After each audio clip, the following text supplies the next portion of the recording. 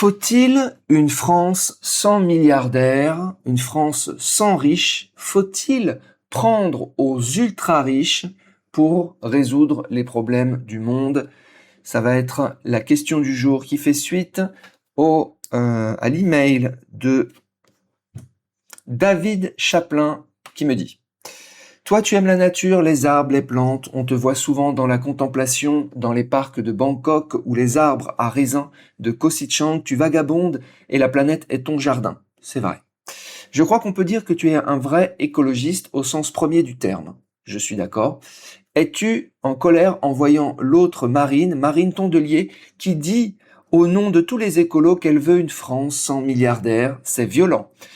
Car ce n'est pas inclusif, elle exclut des êtres humains qui, eux aussi, aiment la planète. Enfin, elle les exclut, elle les inclut, mais dans la mesure où ils acceptent de rendre leurs milliards. Tu dis, j'ai le cœur à gauche, mais j'ai mal à ma France. La communauté aimerait savoir comment tu prends cette attaque. Alors, je vais vous passer donc l'extrait de Marine Tondelier. Je crois que ça date d'il y a 4 ans, hein. C'est pas récent, mais l'idée fait son chemin et l'idée est toujours là, parmi la gauche. Et je vais vous surprendre. Je vais vous surprendre parce que je vais être en grande partie d'accord. Moi, le libéral, moi, l'adepte de Mammon, dieu de l'argent et de la cupidité, je vais être partiellement d'accord, presque totalement d'accord d'ailleurs. Allez, on l'écoute. Vous aussi, je le sais, non seulement nous allons manifester le 19 janvier, tous les jours qui suivront, mais surtout, puisqu'on nous demande qu'est-ce qu'on propose, on va vous proposer quelque chose. Nous revendiquons que nous ne voulons plus, en France, de milliardaires. Nous voulons une France sans milliardaires. Même le public est pas sûr, ils hésitent. À quoi ça sert un milliardaire? Sérieusement, ils hésitent à applaudir. Quoi ça sert un milliardaire? À quoi ça sert un milliardaire? On nous répond ruissellement, c'est faux. On nous répond, il crée de l'emploi. Non, celles et ceux qui les créent, c'est nous, c'est vous, c'est le monde du travail. Non, c'est les entrepreneurs. On nous dit que nous devrions être fiers d'avoir un géant LVMH, Made in France, mais les amis, Bernard Arnault a demandé la nationalité belge pour que ses enfants ne payent pas de droits de succession. On nous dit qu'il ne faut pas faire fuir les talents, mais ceux qui ont besoin de plus d'1 milliard, ce ne sont pas des talents, ce sont des vampires, ce ne sont pas des génies, ce sont des égoïstes. Ce sont des vampires, ce ne sont pas des talents. Alors, je vais pas simplement donner mon avis, hein, je vais donner comme d'habitude la vérité, puisque ce podcast est l'extension de la chaîne de la vérité qui est en réalité dans tous mes contenus. Alors, à quoi sert un milliardaire? Effectivement, est-ce que c'est un entrepreneur? Est-ce que c'est un talent? Ou est-ce que c'est un vampire? Alors, moi, j'ai une approche de la taxation, parce que derrière ça, c'est la taxation. C'est est-ce que on limite les gens, la richesse des gens? Comment est-ce qu'on la redistribue? Quelle répartition de richesse on accepte dans une population donnée? Donc moi, j'ai une approche très quantitative. Encore une fois, je reviens en chiffres et j'exagère volontairement pour voir si c'est possible. Est-ce qu'on pourrait avoir, par exemple, tout le patrimoine de l'humanité, c'est-à-dire toute la Terre, qui n'appartiennent qu'à un seul homme? Est-ce qu'on peut envisager une telle chose? La réponse est non. Même les plus grands libéraux diraient que même, tu vois, un Elon Musk, mais au lieu qu'il détienne, je sais pas combien il détient, peut-être 3, 4, 5% du capital mondial, peut-être un peu moins quand même, mais si au lieu de ça, il détient 100%, on dit non, c'est pas possible, on serait tous des esclaves, même s'il l'a obtenu honnêtement. Donc on voit que il y a une limite. Alors la limite, c'est est-ce qu'un homme détienne toute l'humanité? Est-ce que 2 hommes, 3 hommes, où est-ce qu'on met la limite? Mais on a tous en fait une limite. Alors l'état actuel des choses, c'est que 1% des plus riches détiennent 38% du patrimoine mondial. Est-ce que c'est trop? Franchement, je sais pas. Je suis pas convaincu, c'est pas non plus 95%. Ils détiennent, les 1% des plus riches, d'ailleurs dont je fais partie, détiennent 38% du patrimoine mondial. Voilà, 40%. Il y a 60% qui appartiennent aux 99% autres, qui ne sont pas tous pauvres, hein. 10% des plus riches détiennent 76% du patrimoine mondial. C'est beaucoup, j'en conviens, mais il reste quand même 25% pour les 90% plus pauvres. Maintenant, on regarde dans l'autre sens. La moitié la plus pauvre de l'humanité, donc 50% des pauvres, ne détiennent que 2% du patrimoine mondial. Là, ça montre que quand même, les pauvres s'en prennent plein la gueule. Faut être honnête. C'est pas beaucoup. Voilà.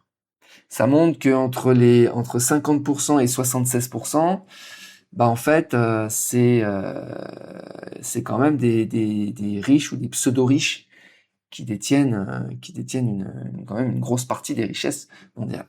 Peut-être que c'est un peu trop. C'est possible. Mais c'est difficile. Il faudrait faire un sondage, en fait. Et d'ailleurs, en fait, moi, j'étais pour, au niveau de la fiscalité, j'étais pour des systèmes totalement différents, en fait. Des systèmes où tu prends la courbe de Gauss et tu fais une distribution comme ça, et tu gardes tout le temps X% de pauvres et X% de riches. J'avais des idées comme ça. Et puis je suis pour. Et là, je vais être d'accord et pas d'accord avec elle. Mais j'étais pour, et je l'avais dit dans d'autres contenus, taxer intégralement la richesse au niveau des successions. C'est-à-dire, j'étais pour mettre 100% de frais de succession, de droits de succession, pour rebattre les cartes entre générations et pour éviter l'héritage de richesses. Ça, pour moi, c'est la fiscalité, selon moi, la plus honnête et la plus équilibrée qui soit. On rebat les cartes entre générations. Donc on met 100%, on prend tout. Mais par contre, au niveau des entrepreneurs, on prend rien. Zéro. Au niveau des particuliers, on ne prend rien. Au niveau de la TVA, rien, zéro. Zéro partout. Mais tout à la fin. La mort déclenche un reset. Et donc tu as un reset à chaque génération. Ça me semblait être le plus propre. Et donc tu pourrais pas avoir des dynasties de riches. Et donc tu ne pourrais pas, en fait, parce que c'est quand même devenir milliardaire de son vivant en partant de zéro, quasiment zéro, c'est un exploit. Ça arrive. Certains l'ont fait, surtout dans notre génération avec la tech. Certains l'ont fait, partis de rien. Et ils ont explosé. Les Mark Zuckerberg, les Elon Musk, etc. C'est pas des héritiers comme Trump. Ils n'ont pas hérité d'un empire. Donc on voit que même des entrepreneurs peuvent atteindre des niveaux de richesse phénoménal. Alors, où placer le curseur? C'est pas simple. Hein. Pour moi, je remets en fait ce curseur à la décision du peuple. Moi, j'ai mon avis, je vous l'ai donné. Ok. Alors, donc du vivant, tu peux devenir milliardaire. Mais je pense pas que tu arrives à détenir la totalité du patrimoine de l'humanité. Voilà. Alors après, au niveau de la limitation de la richesse, on peut imaginer des choses. On peut imaginer des choses parce que c'est vrai qu'elle se dit, mais un milliardaire ne sert à rien. C'est vrai que la majorité des milliardaires, je pense les milliardaires de la tech, tu prends un mec comme Elon Musk, même si on lui avait limité ses milliards, en disant voilà, écoute, tu peux pas avoir plus de, je sais pas, 500 millions d'euros de patrimoine, tout le reste que tu vas gagner, c'est pas pour toi. Je pense que ces mecs, ils auraient quand même fait ce qu'ils ont fait. Parce qu'en fait, ils sont animés par autre chose. Le mec, il veut aller sur Mars, il crée des satellites, il crée des trucs, et donc il fait pas les choses que pour l'argent. C'est pas, d'ailleurs, il parle très, très rarement d'argent, tu remarqueras. C'est pas pareil que les géants tu vois, tu prends LVMH, quoique, même pour LVMH, hein, le mec, il est dans le luxe, dans le truc, bon. Après, il a hérité de son truc, je pense. Je sais pas s'il l'a monté. En tout cas, je pense qu'il y a ceux qui sont milliardaires, cupides, et il y a ceux qui sont milliardaires entrepreneurs. Et les entrepreneurs, je pense que ils verraient pas d'inconvénient. D'ailleurs, tu vois qu'ils font énormément de donations, de fondations, de machins. Je crois que Bezos, il a donné la moitié de son patrimoine. Les mecs, ils font n'importe quoi avec leur argent. Ils s'en foutent totalement, en réalité. Et ça me semble normal. Ça me semble normal parce qu'il y a un moment donné, une concentration de richesse trop importante, c'est contre nature, c'est indécent, c'est indigne. Alors, combien? C'est toujours la question de combien. Parce qu'il y a les... Alors moi, dans la richesse, je vais distinguer les rentiers rats, donc les petits rentiers. Ça commence à partir de 400 000 euros. 400 000 à 700 000, on trouve des petits rentiers. Des mecs qui vont gagner en revenus passifs 2000, 2500, ils vont vivre avec ça. Pour moi, là, il n'y a vraiment aucun problème. Ensuite, on va trouver ceux qui ont atteint le million d'euros. Okay. Là, pareil, c'est des petits rentiers. Okay. Pas de problème.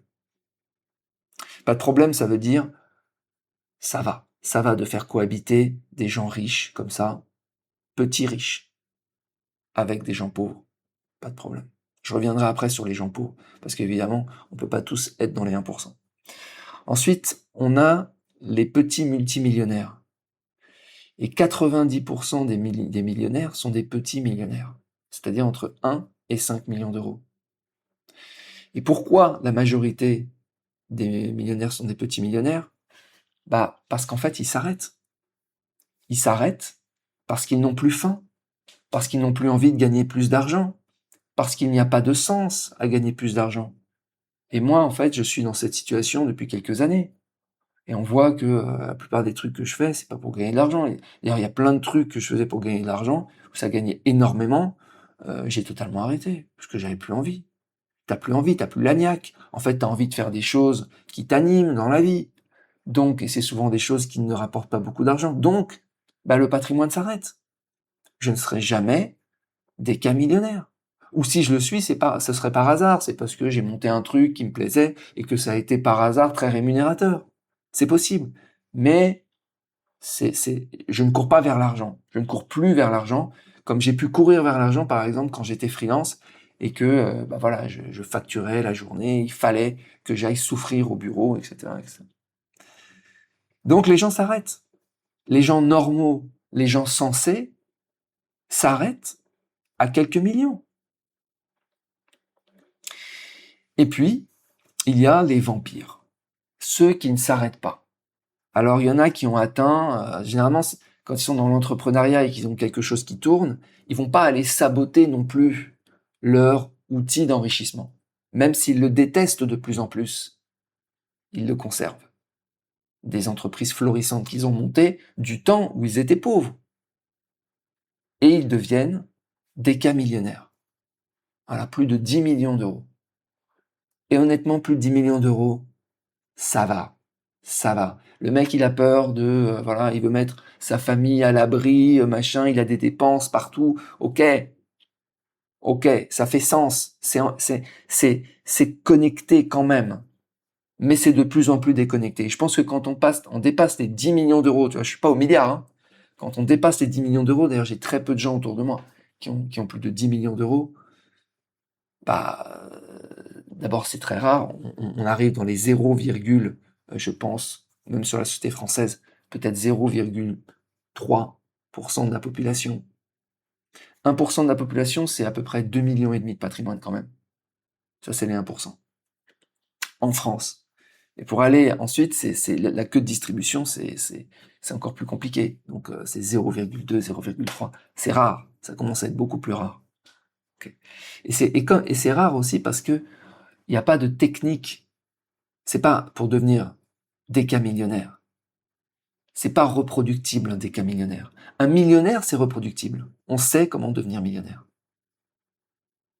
On peut reproduire. Mais déca millionnaire, centimillionnaire et milliardaire, il n'y a pas de technique. Vous prenez tous les milliardaires, vous les remettez à zéro, vous les faites repartir. Moi, je suis convaincu qu'ils n'arriveraient pas à devenir une fois de plus milliardaires. Parce que il y a eu des coups de bol, il y a eu des coups de chance, des opportunités, des moments où ils ont créé des trucs et qui les ont propulsés. Mais il y a eu quand même beaucoup d'opportunités, beaucoup de travail, mais beaucoup d'opportunités. Donc voilà, je pense même d'ailleurs que c'est mieux pour eux. C'est mieux de mettre quand même une limite. Alors est-ce que tu mets Mettre une limite à 1 milliard, bon, franchement, ça va, 1 milliard, on est loin, hein, parce que là, je me suis arrêté au décamillionnaire. Après, il y a les centimillionnaires. Et après les centimillionnaires, il y a les milliardaires, qui sont extrêmement rares, qui se comptent sur les doigts des deux mains, des deux pieds. Et très peu. Ça doit être quelques dizaines ou quelques centaines en France, c'est rien. C'est peanuts. Donc limiter ça, moi j'ai aucun problème là-dessus. En plus, c'est mieux pour eux parce que, je veux dire, ils sont dans une recherche effrénée de l'argent, une recherche insatiable, alors que j'ai envie de leur dire, il y a autre chose dans la vie, les gars. Puis de toute façon, vous faites plus les choses pour l'argent. Voilà, Elon Musk, il est dans ses tripes de technologie, Jeff Bezos aussi. On voit que ces mecs, ils n'ont plus rien à foutre de l'argent. Ça se sent. Par contre, un Bernard Arnault, tu sens, non, je le sens différemment. Je sens que argent, money is money. Alors le problème de ça, c'est que ça va me dire, ouais Marc, on commence par les milliardaires et puis derrière, ça va descendre. Et c'est ça le problème. C'est ça le problème de la gauche, des écologistes, etc. C'est qu'en fait, leur haine, c'est pas la haine des ultra riches. C'est la haine des riches. C'est-à-dire une fois qu'ils auront supprimé les milliardaires, bon, ils vont pas s'arrêter là. Ils vont pas s'arrêter en si bon chemin. Ils vont s'attaquer aux centimillionnaires. Puis ils vont s'attaquer aux décamillionnaires. Puis ils vont s'attaquer aux millionnaires. Parce que leur idéal, c'est un idéal socialo-communiste. C'est-à-dire, leur idéal, c'est tout le monde à la même chose. C'est le RSA pour tout le monde. Alors maintenant, on va peut-être y arriver, même naturellement, à ce RSA pour tout le monde, vu qu'il risque de ne plus y avoir de travail du tout. Il va bien falloir faire vivre les gens quand même, à cause de l'intelligence artificielle qui mange tous les jobs. Et d'ailleurs, tu te rends compte que Elon Musk nous dit, bah oui, il va falloir mettre un revenu universel. Par contre, je ne sais pas s'il va appliquer ce revenu universel à lui-même, en disant, avant d'appliquer le revenu universel, je vais me déposséder de tout pour être moi-même au revenu universel. Je ne pense pas qu'il le fasse. Parce que je le pense un petit peu malin. Donc voilà. Donc où mettre la limite? Moi, à la gauche, je leur fais pas du tout confiance parce que non seulement ils veulent interdire le milliardaire, mais ils veulent aussi, et ils sont confortables avec ça, taxer tout le reste. Taxer même les pauvres. Les micro-entrepreneurs, les petites SARL, les entrepreneurs sont surtaxés en France. Et la gauche, on les entend pas, les écologistes, on les entend pas là-dessus, puisqu'ils sont toujours pour taxer plus, pas seulement taxer les riches. Moi, je suis pour taxer les droits de succession, c'est-à-dire donc en gros les milliardaires qui vont s'en prendre plein la tronche. Mais à la fin, entre-temps, tu fais ta vie, tu fais ton business, tu fais ton entrepreneur, je te taxe rien, mon pote. Zéro. Totalement libre de t'enrichir, mais s'enrichir sur ton temps de vie, sachant qu'à la fin, tout repart à Gaïa, tout repart au néant, tout sera repris. Et bah tu vois, je trouve que même philosophiquement parlant, spirituellement parlant, je trouve que ça fait du sens. Parce que ça te permettrait de te dire, bah, pourquoi je travaille? Je vais pas me projeter dans mes enfants, qui de toute façon, en général, détestent leurs parents. Donc, c'est uniquement mon temps de vie. Et mon temps de vie, combien je dois consacrer à la recherche effrénée de l'argent, et combien je dois y consacrer à la liberté, à mon développement personnel et spirituel, à faire des choses que j'ai vraiment envie. Et bah, ça va questionner, en fait. Si on te reprend tout à la fin, de toute façon, t'es mort. Donc, mais si on te le dit d'avance, bah, peut-être que les gens, ils auront plus envie, je me dis, de vivre. Donc moi, idéalement, j'ai pas envie de bloquer les gens, tu vois, j'ai pas envie de les forcer à leur dire, bon, voilà, on met un maximum, c'est 100 millions, et puis terminé. Mais j'aimerais que par la réflexion, ils s'en rendent compte sur leur temps de vie, qui en gros, ils perdent leur vie à consacrer trop de temps au dieu argent. J'aimerais qu'ils les motiver, plus que d'avoir de la coercition. Mais néanmoins, sur ton temps de vie, pas de coercition, mais à la fin, on prend tout. Et donc, par voie de conséquence, c'est très improbable qu'il y ait des milliardaires, des gens qui passent de 0 à quelques milliards de leur vivant. Très compliqué. Voilà ce que je peux en dire. Dites-moi ce que vous en pensez. Dites-moi si vous êtes des purs libéraux, capitalistes, no limites, ou si vous mettez des limites, et si vous avez des idées aussi de comment en fait réguler tout ça pour pas que évidemment on ait à la fin la guerre des pauvres qui s'acharne sur les riches, parce que si tu as une distorsion trop importante entre des riches qui crèvent la dalle et entre des pauvres qui crèvent la dalle et des riches qui s'empiffrent, à la fin, ça se termine jamais bien. L'autre élément, évidemment, qui est problématique, et dont elle ne parle pas, c'est que si tu donnes gratuitement à des pauvres, bah en fait, tu les transformes en loques humaines et en feignasses. Et ça, j'ai pu l'observer aussi. Donc il faut que les gens, tu vois, tu peux pas donner trop aux gens, mais parce que sinon, c'est trop facile en fait, et ils deviennent trop fragiles. Donc dans tous les pays où tu as des aides sociales, moi je suis contre les aides sociales par exemple. Zéro aide sociale. C'est-à-dire zéro taxe sur le travail, les bénéfices, etc. Zéro aide sociale et 100% de taxes sur les successions. Ah, c'est spécial, hein. C'est très spécial. Mais je pense que ça va fonctionner parce que les recettes fiscales vont être monumentales. En plus, ça va être beaucoup plus facile à gérer parce qu'il y aura même pas de triche. De ton vivant, tu fais ce que tu veux. Tu veux blanchir, il n'y a pas de taxe de toute façon. Fais ce que tu veux. On s'en fout. Mais à la fin, on prend tout.